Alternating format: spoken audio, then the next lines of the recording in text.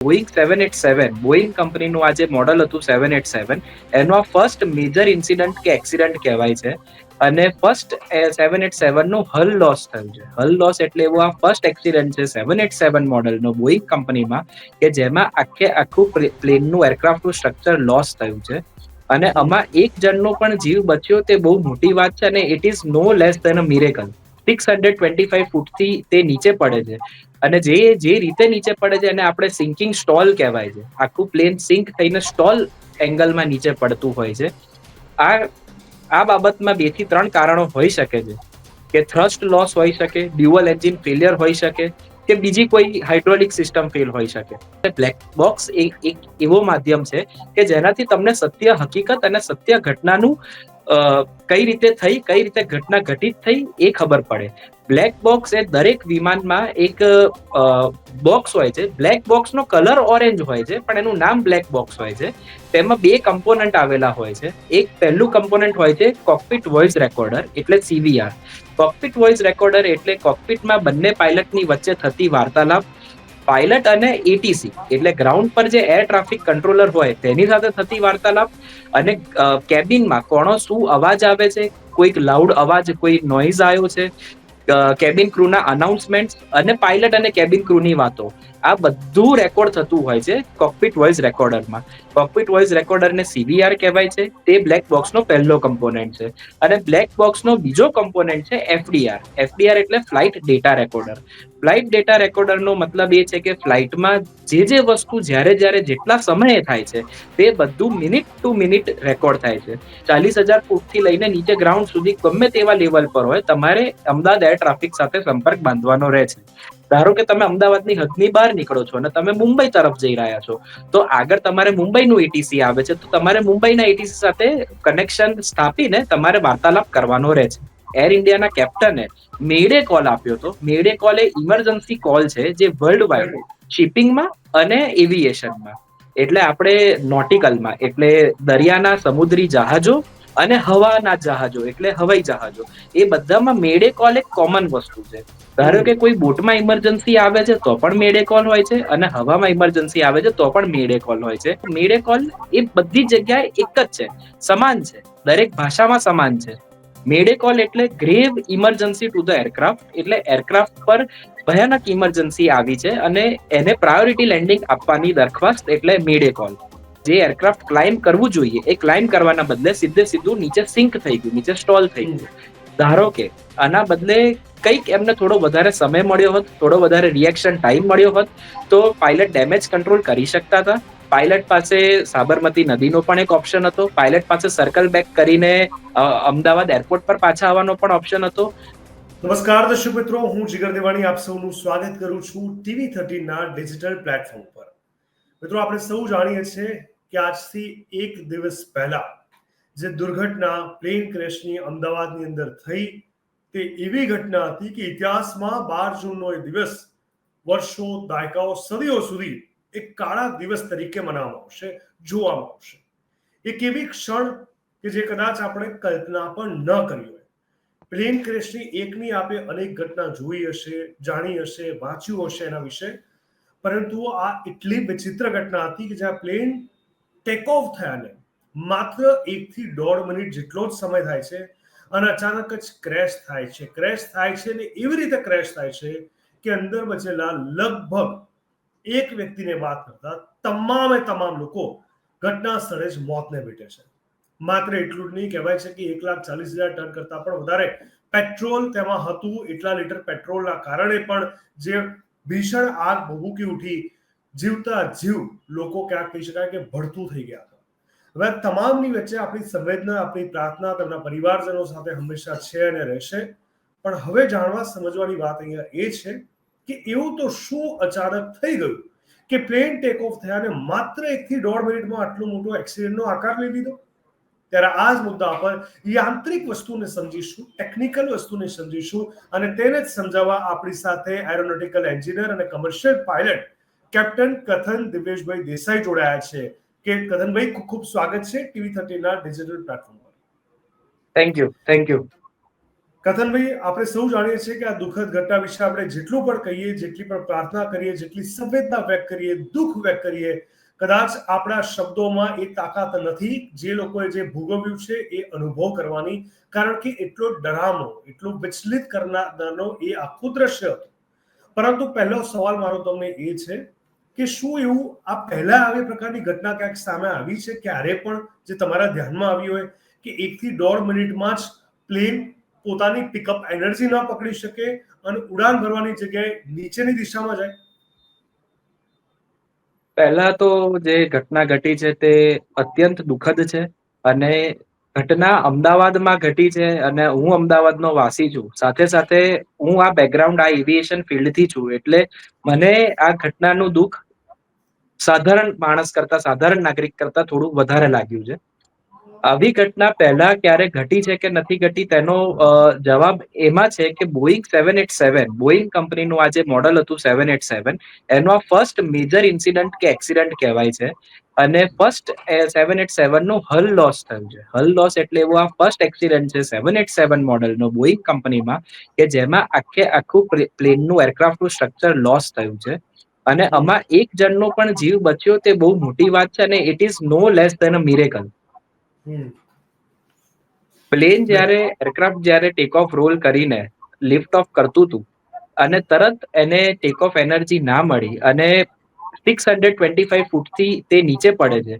અને જે રીતે નીચે પડે છે એને આપણે સિંકિંગ સ્ટોલ કહેવાય છે. આખું પ્લેન સિંક થઈને સ્ટોલ એંગલમાં નીચે પડતું હોય છે. આ બાબતમાં 2 થી 3 કારણો હોઈ શકે છે, કે થ્રસ્ટ લોસ હોઈ શકે, ડ્યુઅલ એન્જિન ફેલિયર હોઈ શકે, કે બીજી કોઈ હાઇડ્રોલિક સિસ્ટમ ફેલ હોઈ શકે. પણ આ ઘટનામાં ઘટિત બીજા કોઈ એરક્રાફ્ટ આની પહેલા ક્ષતિ પામ્યા હોય તે મારા ધ્યાનમાં નથી આવતું.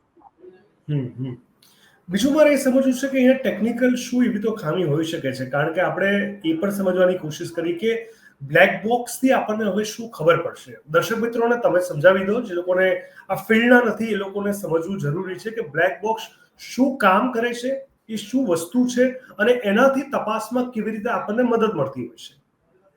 તમે બ્લેક બોક્સની બહુ સારી અને સાચી વાત કરી છે. અત્યાર સુધી 2 થી 3 ગઈકાલથી હું ન્યૂઝમાં જોઉં છું, અને આપણે ખાસો એવો ટાઈમ થઈ ગયો. મેં અલગ અલગ ન્યૂઝ ચેનલ જોઈ, અલગ અલગ મીડિયા પ્લેટફોર્મ જોયા, પણ કોઈ મીડિયા પ્લેટફોર્મ કે કોઈ ન્યૂઝ ચેનલ બ્લેક બોક્સની વાત નથી કરતા. ત્યારે બ્લેક બોક્સ અત્યંત મહત્વની વસ્તુ છે, અને બ્લેક બોક્સ પર જ વાત થવી જોઈએ. ત્યારે તમારે ટેકનિકાલિટીની અને લોજિક વાળી વાત કરવી હોય ત્યારે બ્લેક બોક્સ એક એવો માધ્યમ છે કે જેનાથી તમને સત્ય, હકીકત અને સત્ય ઘટનાનું કઈ રીતે થઈ, કઈ રીતે ઘટના ઘટિત થઈ એ ખબર પડે. બ્લેક બોક્સ એ દરેક વિમાનમાં એક બોક્સ હોય છે. બ્લેક બોક્સનો કલર ઓરેન્જ હોય છે, પણ એનું નામ બ્લેક બોક્સ હોય છે. તેમાં 2 કમ્પોનન્ટ આવેલા હોય છે. એક પહેલું કમ્પોનન્ટ હોય છે કોકપિટ વોઇસ રેકોર્ડર, એટલે CVR. કોકપિટ વોઇસ રેકોર્ડર એટલે કોકપિટમાં બંને પાયલટની વચ્ચે થતી વાર્તાલાપ. પાયલટ અને ATC એટલે ગ્રાઉન્ડ પર જે એર ટ્રાફિક કંટ્રોલર હોય તેની સાથે થતી વાર્તાલાપ, અને કેબિનમાં કોનો શું અવાજ આવે છે, કોઈક લાઉડ અવાજ, કોઈ નોઇઝ આવ્યો છે, કેબિન ક્રૂના અનાઉન્સમેન્ટ, અને પાયલટ અને કેબિન ક્રૂની વાતો. આ બધું રેકોર્ડ થતું હોય છે કોકપિટ વોઇસ રેકોર્ડરમાં. કોકપિટ વોઇસ રેકોર્ડરને CVR કહેવાય છે. તે બ્લેક બોક્સનો પહેલો કમ્પોનન્ટ છે. અને બ્લેક બોક્સનો બીજો કમ્પોનન્ટ છે FDR. FDR એટલે flight data recorder. Flight data રેકોર્ડરનો મતલબ એ છે કે ફ્લાઇટમાં જે વસ્તુ જ્યારે જેટલા સમયે થાય છે તે બધું મિનિટ ટુ મિનિટ રેકોર્ડ થાય છે. ત્યારે કે પાયલટ પ્લેનની સ્પીડ વધારે છે તો એ રેકોર્ડ થાય છે, અને પાયલટે પ્લેનની સ્પીડ વધારી તો એકચ્યુઅલમાં કેટલી વધી એ પણ રેકોર્ડ થાય છે. ધારો કે પાયલટે પ્લેનનું નોઝ ઊંચું કર્યું તો કેટલું ઊંચું કર્યું અને એકચ્યુઅલમાં કેટલું ઊંચું થયું તે પણ દર્શાવે છે. પ્લેનની સ્પીડ, એનું એંગલ, એનું ઓલ્ટિટ્યુડ, એનું એટીટ્યુડ બધું જ ફ્લાઇટ ડેટા રેકોર્ડરથી આપણને ખબર પડે છે. એટલે બ્લેક બોક્સ, હમણાં મેં સમાચાર જોયા તો બ્લેક બોક્સ હમણાં જ રિટ્રીવ થયું છે. તમારા માધ્યમથી અમને ખબર પડી કે બ્લેક બોક્સ પણ રિટ્રીવ થઈ ગયું છે સાઇટ પરથી, અને વહેલા મોડા આપણને સત્ય ઘટનાનું બધું ખબર પડશે. બિલકુલ.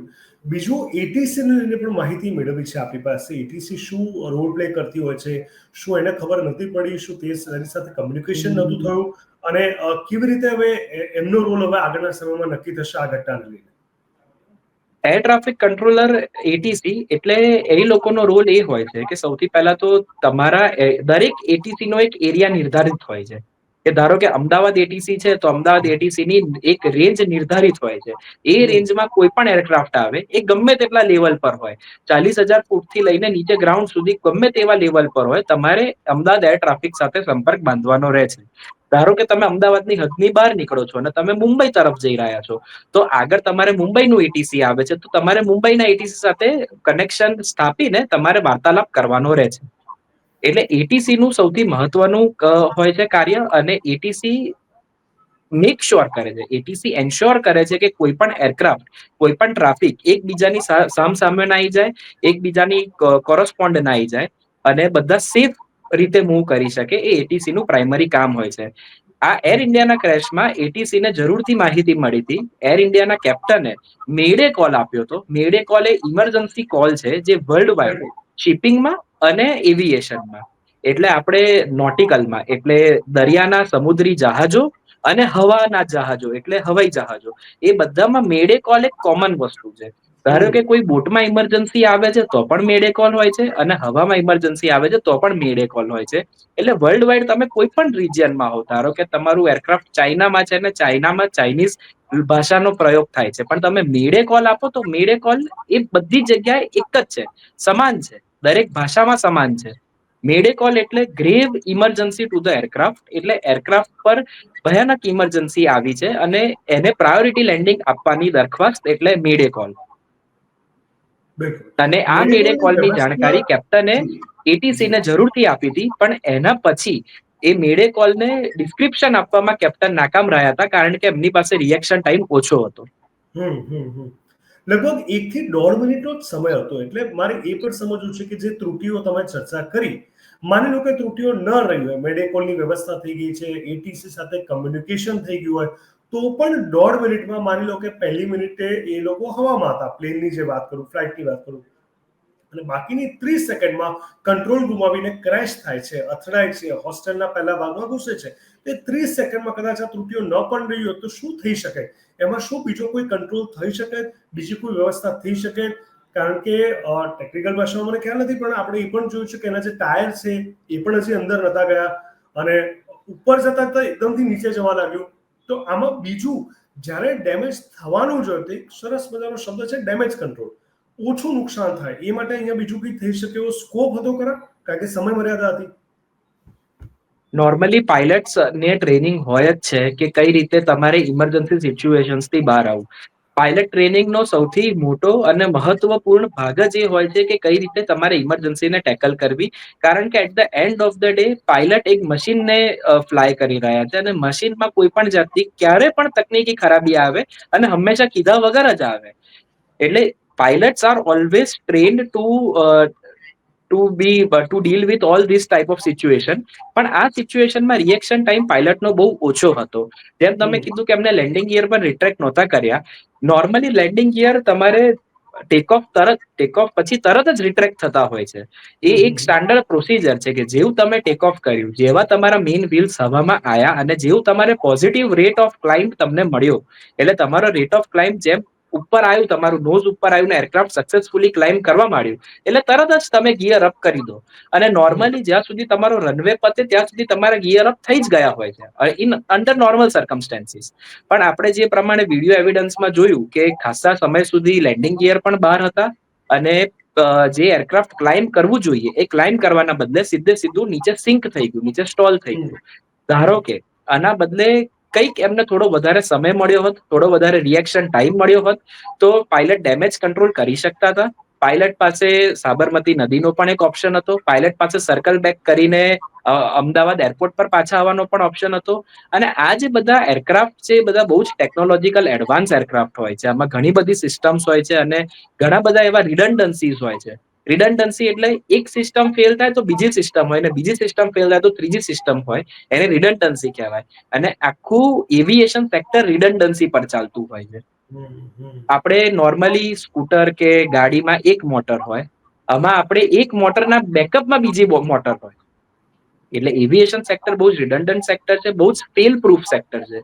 પણ આ જે ઘટના ઘટી છે એ ઘટનામાં કોઈને ખબર નથી કે એક્ઝેક્ટલી થયું શું, અને પાયલટ પાસે રિએક્શન ટાઈમ હતો જ નહીં ડેમેજ કંટ્રોલ કરવા માટે, એટલે they did what they can do the best. હવે આ તમામની વચ્ચે ભવિષ્યમાં આવી પહેલા તો કે હવે આજે આખી ઘટના ઘટી છે, એમાં ચાહે મેડેકોલને લઈને ઇન્વેસ્ટિગેશન કહો કે એના કમ્યુનિકેશનને લઈને કહો, બ્લેક બોક્સની જે સામે આવી કહો, એટીસી સાથેના કમ્યુનિકેશનની વાત કરો, કંઈ પણ કરો, તો ઓવરઓલ કેટલો સમય માંગી લેશે આ ઘટના તપાસ માટે, ટેકનિકલ ધોરણે, યાંત્રિક ધોરણે શું એક્ઝેક્ટલી થયું હતું, કેટલો સમય તમને લાગે છે તપાસ કરતા થશે? નોર્મલી 3 to 4 વીક્સ તો ઇનિશિયલી લાગશે, કારણ કે આપણને ખબર પડી છે કે ડીજીસીએ ઇન્વેસ્ટિગેશન લીડ કરે છે. ડીજીસીએ ની એક સબ ઓથોરિટી છે, એરક્રાફ્ટ એક્સિડન્ટ ઇન્વેસ્ટિગેશન બોર્ડ, એ આપણે લીડ કરવાના છે ઇન્વેસ્ટિગેશન. સાથે સાથે અમેરિકાથી બોઈંગની ટીમ આવવાની છે, સાથે સાથે બ્રિટનની ટીમ આવવાની છે. બ્રિટનમાં પણ એક એક્સિડન્ટનો ઇન્વેસ્ટિગેશન બોર્ડ છે, તો એ લોકોની પણ ટીમ ત્યાંથી ડિસ્પેચ થઈ ચૂકેલી છે. એટલે આ બધી ટીમ ભેગા થઈને ઇન્વેસ્ટિગેશન કરવાના છે, કારણ કે આ ઇન્સિડન્ટમાં ઘણા બધા સ્ટેક હોલ્ડર્સ છે. સ્ટેક હોલ્ડરમાં સૌથી પહેલા તો એર ઇન્ડિયા, ટાટા ગ્રુપ. બીજા સ્ટેક હોલ્ડર છે આપણે ડીજીસીએ સિવિલ એવિએશન ઓથોરિટી. ત્રીજા સ્ટેક હોલ્ડર છે આપણા જે બધા અલગ અલગ સિટીઝન છે, કે બ્રિટિશ સિટીઝન છે, કેનેડિયન સિટીઝન છે, પોર્ટુગલ સિટીઝન છે, અને બોઈંગ કંપની. સૌથી મહત્વનું, બોઈંગ કંપની અમેરિકા એક મોટું સ્ટેક હોલ્ડર છે, કારણ કે ધારો કે ભૂલે ચૂકે બોઈંગનો 1% બી વાક હોય, માની લો કે 99% વાક નહીં, 1% પણ વાક હોય બોઈંગનો, તો પણ એમને એઝ અ કંપની એમના ઓર્ડર બુકને ઘણી ઘણી સમસ્યાનો સામનો કરવો પડતો હોય છે. એટલે આ બધા સ્ટેક હોલ્ડર્સ ભેગા થઈને એક ઇન્વેસ્ટિગેશન કરશે. ઇન્વેસ્ટિગેશનનો ટાઈમ નોર્મલી 4 અઠવાડિયાનો તો મિનિમમ હોય છે, કે જેમાં બધું સ્થાપિત કરીને, સીવીઆર નું ડીકોડ કરીને, બધો ડેટા એક સાથે કમ્પાઇલ કરીને સમજવામાં બહુ વાર લાગતી હોય છે. Normally from 1 month to 1 year હું એવું કહી શકું કે ઇન્સિડન્ટ અને એક્સિડન્ટના રિપોર્ટ્સને આવતા લાગે છે. બિલકુલ. હવે આ તમામની સાથે માની લો કે ન કરે નારાયણ, ફરી એકવાર કહું છું, ભવિષ્યમાં સેમ આ જ બધી ખામી, આ જ રીતના ઇશ્યુઝ, આ જ રીતની ટેકનિકલ ચેલેન્જીસ આવે છે અને પ્લેનને ક્રેશ થવાની ઘટના લગભગ ઘટે છે આ જ પ્રકારે. આપણે એવું નથી કહેતા કોઈ બિલ્ડિંગ પર, માની લો કે નદીમાં સેફ લેન્ડિંગ થઈ જાય, પણ પ્લેનમાં સેમ આ પ્રકારના ઇશ્યુઝ આવે છે. તો હવે આપણે શું બદલાવ કરી શકીએ કે કરવામાં આવશે, જેથી કરીને ગમે તેટલા આ પ્રકારના ઇશ્યુ હોવા છતાં પણ ક્રેશ ના થાય અથવા આટલી ભીષણ આગ ના પકડી લે, એ માટે હવે શું સિસ્ટમને ડેવલપ કરવામાં આવશે, પ્લેનને લઈને, મેન્ટેનન્સને લઈને, ચકાસણી લઈને કયા નવા પગલા ભરવામાં આવશે? નોર્મલી આવા ઇન્સિડન્ટ અને એક્સિડન્ટ પછી આપણે એવું જોવામાં આવ્યું છે, હિસ્ટોરિકલી સ્પીકિંગ એવું જોવામાં આવ્યું છે, કે જે પણ મોડલનો આવો ઇન્સિડન્ટ કે એક્સિડન્ટ થતો હોય છે, એ મોડલ ગ્રાઉન્ડ કરી દેવામાં આવે છે. ધારો કે કોઈક એક એક્સ એરલાઇનમાં એક્સ મોડલનું ઇન્સિડન્ટ કે એક્સિડન્ટ થયો, તો એ એરલાઇન પાસે જેટલા પણ એવા સેમ મોડલના એરક્રાફ્ટ છે, એ બધાને ટેમ્પરરી ગ્રાઉન્ડ કરી દેવામાં આવે છે. એટલે જ્યાં સુધી આપણને એ નથી ખબર પડતી કે કોઈક આ ઇન્સિડન્ટ પૂરતું કંઈક હતું કે ફ્લીટ વાઇડ, એટલે આપણા બધા એરક્રાફ્ટ વાઇડ આ પ્રોબ્લેમ છે, જ્યાં સુધી એ તપાસમાં નથી હાથ આવતું, ત્યાં સુધી એ કંપનીના એ મોડલના બધા એરક્રાફ્ટ ગ્રાઉન્ડ કરવામાં આવે છે. આની પહેલા બોઈંગ 737 મેક્સની ઘટના ઘટી હતી, ત્યારે દુનિયાભરના બધા બોઈંગ 737 મેક્સ ગ્રાઉન્ડેડ હતા. એમાં સ્પાઇસ જેટ આપણી જે ઇન્ડિયન એરલાઇન છે, એના બી 10 બોઈંગ 737 મેક્સ ગ્રાઉન્ડેડ હતા. એ લોકોના વર્લ્ડ વાઇડમાં જેટલા પણ એરક્રાફ્ટ હતા 737 મેક્સ, એ બધા ગ્રાઉન્ડેડ હતા. એટલે અત્યારે ઇમિડિયેટ એક્શનમાં એવું થઈ શકે કે એર ઇન્ડિયા પાસે બોઈંગ 787 જેટલા મોડલ છે, તે બધા એર ઇન્ડિયા ગ્રાઉન્ડ કરી શકે, એવા ઇમિડિયેટ એક્શન એ લઈ શકે છે. ઓકે, ચોક્કસથી. અને આ તમામની સાથે આપણે જે સમજવાની કોશિશ કરી, ત્યારે મારે એ છેલ્લો એક અગત્યનો સવાલ એ પણ આપણે કરવો છે કે ક્યાંક ડીવીઆરને લઈને પણ લોકો માહિતી અલગ અલગ આપી રહ્યા છે. તો ડીવીઆર અને બ્લેક બોક્સ વચ્ચે શું તફાવત છે અને શું ઉપયોગતા થતો હોય છે? ડીવીઆર એવી કોઈ વસ્તુ નથી હોતી ટેકનિકલ ટર્મમાં. ડીવીઆર તો આપણે સીસીટીવી કેમેરા અને આપણે સીડી પ્લેયર ને એ બધામાં ડીવીઆર હોય છે. આપણા હાઉસહોલ્ડ યુઝ માટે ડીવીઆર હોય છે. એરક્રાફ્ટમાં એવી ડીવીઆર કોઈ સિસ્ટમ નથી હોતી. એરક્રાફ્ટમાં બ્લેક બોક્સ જ હોય છે. બ્લેક બોક્સ, સીવીઆર અને એફડીઆર. કદાચ એવું બની શકે કે કોઈક લેમેન હોય, કે કોઈક અલગ ન્યૂઝ ચેનલ હોય, કે કોઈક બીજા જર્નલિસ્ટ હોય કે જે એફડીઆર અને સીવીઆર ને ડીવીઆર તરીકે પ્રોજેક્ટ કરતા હોય. બિલકુલ. કેપ્ટન ગથનભાઈ, ખૂબ સરસ માહિતી આપણે આપી, કારણ કે છેલ્લા 3 થી 4 દિવસમાં એવું જોવા મળ્યું કે બ્લેક બોક્સને લઈને ઘણી મિસઇન્ફોર્મેશન અલગ અલગ રીતે, અલગ અલગ પ્લેટફોર્મથી, digital media, social media, news channels, TV, RJ, ઘણા બધા જગ્યાએથી ઘણી બધી વસ્તુ મળે છે. ને ક્યારેક મિસઇન્ફોર્મેશન અજાણતા બની જતી હોય છે. પરંતુ આપણી પાસેથી આજે જાણવા મળ્યું કે બ્લેક બોક્સની ભૂમિકા શું છે, એટીસી સાથેના કમ્યુનિકેશનની મહત્વતા શું છે, શું બીજા રસ્તા સેફ ઝોન હોઈ શકે છે અને કેવી તૈયારીઓ હવે ભવિષ્યમાં આપણે રાખવી પડશે. કતનભાઈ, ખૂબ સરસ માહિતી આપી. આપ અમારી સાથે જોડાયા, ખૂબ ખૂબ ધન્યવાદ. Thank you so very much. Thank you. તો દર્શક મિત્રો, કથનભાઈ દેસાઈ સાથે આપણે જે સમજવાની કોશિશ કરી કે જે રીતે છેલ્લા કેટલાક સમયની અંદર આવી અનેક ઘટનાઓ તો ઘટી છે, પરંતુ ગતરોડની આ ઘટના ખૂબ જ દુઃખદ વિકરાળ સ્વરૂપ ધારણ કરેલી અને વિચલિત કરી નાખનારી હતી. પરંતુ એમાં ઘણી બધી વસ્તુ, જ્યારે બ્લેક બોક્સનું ઇન્વેસ્ટિગેશન થશે, જેમાં 3 થી 4 દિવસ લાગે એવું છે, ત્યારબાદ જ વધારે સ્પષ્ટતા સાથે આપણને ખ્યાલ આવશે કે અંદર શું ખામી હતી, શું થઈ ગયું હોઈ શકે છે. પરંતુ આ તમામની વચ્ચે એવિએશન ફિલ્ડના તમામ લોકો અને ખુદ એની સાથે સંકળાયેલી તમામ ટીમ ખૂબ મહેનત કરી રહી છે. આ એક મોટી જવાબદારી છે અને જવાબદારી સાથે આ એક પ્લેન ક્રેશ થયું તો એની સામે 10,000 પ્લેન રોજના ઉડીને સેફ લેન્ડિંગ પર થાય છે. ત્યારે આપણે કોઈ ફિલ્ડ અથવા ફિલ્ડ સાથે સંકળાયેલા વ્યક્તિઓને વાંકમાં ન ગણી ટેકનિકલ ધોરણે શું ખામી રહી ગઈ, શું ત્રુટી રહી ગઈ, શું વ્યવસ્થા નથી અને હવે થાય, એના પર આપણે વિચારી અને કામ કરીએ તો મને લાગે છે આવતીકાલે કે ભવિષ્યમાં આ પ્રકારની કોઈ પણ ઘટનાને આપણે અટકાવી શકીએ છીએ. TV13 ડિજિટલના પ્લેટફોર્મ પર બસ અત્યારે આટલું જ. આવતીકાલે ફરી એકવાર નવા વિષય, નવા એક્સપર્ટ અને નવી ચર્ચા સાથે આપણા સાથે હાજર થઈશ. રજા આપશો. નમસ્કાર.